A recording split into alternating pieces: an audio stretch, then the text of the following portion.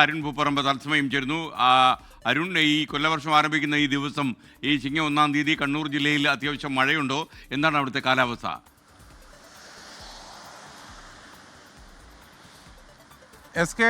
Good morning. കഴിഞ്ഞ കുറേ ദിവസമായി കണ്ണൂരിൽ ശക്തമായ മഴയുണ്ട് നമുക്ക് പറയാൻ കഴിയില്ല.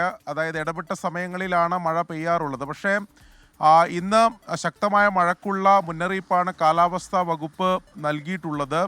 വരും മണിക്കൂറിൽ ശക്തമായ മഴ ഉണ്ടാകും എന്ന് തന്നെയാണ് ഒടുവിലായി വന്ന മുന്നറിയിപ്പിലും പറയുന്നത്. ഇന്നലെ വൈകിട്ട് മുതൽ ആ രീതിയിലുള്ള മഴയില്ല, ഇടവിട്ട് സമയങ്ങളിലാണ് മഴ പെയ്യുന്നത്. പ്രത്യേകിച്ച് നഗര തീരദേശ മേഖലയിൽ കാര്യമായ മഴ ഇന്നലെ വൈകിട്ട് മുതൽ പെയ്തിട്ടില്ല. പക്ഷേ മലയോര മേഖലയിൽ ഇന്ന് പുലർച്ചെ മുതൽ ഇടവിട്ട് നേരിയ മഴ പെയ്യുന്നുണ്ട് എന്നതാണ് ഇപ്പോൾ ലഭിക്കുന്ന വിവരം. വരും മണിക്കൂറിൽ അത് മഴയുടെ തോത് ശക്തിപ്പെടാനുള്ള സാധ്യതയുണ്ട് എന്ന മുന്നറിയിപ്പും നൽകിയിട്ടുണ്ട്.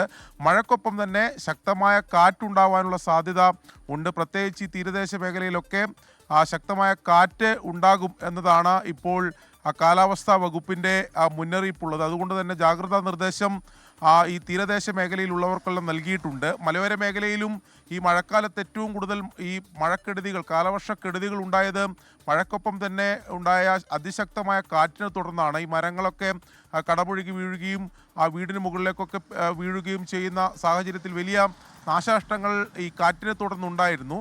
അതുകൊണ്ട് തന്നെ മഴക്കൊപ്പം തന്നെ കാറ്റിനെയും ജാഗ്രതയോടെ കാണണം എന്ന് തന്നെയാണ് ഇപ്പോൾ ഈ ഭരണകൂടങ്ങളൊക്കെ നിർദ്ദേശം നൽകിയിട്ടുള്ളത്. പ്രത്യേകിച്ച് മലയോര മേഖലയിലാണ് അത്തരം നിർദ്ദേശങ്ങൾ നൽകിയിട്ടുള്ളത്. ഇപ്പോൾ നിലവിൽ കണ്ണൂരിൽ ശക്തമായ മഴയുണ്ട് എന്ന് പറയാൻ കഴിയില്ല. വരും മണിക്കൂറിൽ മഴ ശക്തിപ്പെടുമെന്നാണ് കാലാവസ്ഥാ വകുപ്പിന്റെ മുന്നറിയിപ്പ്.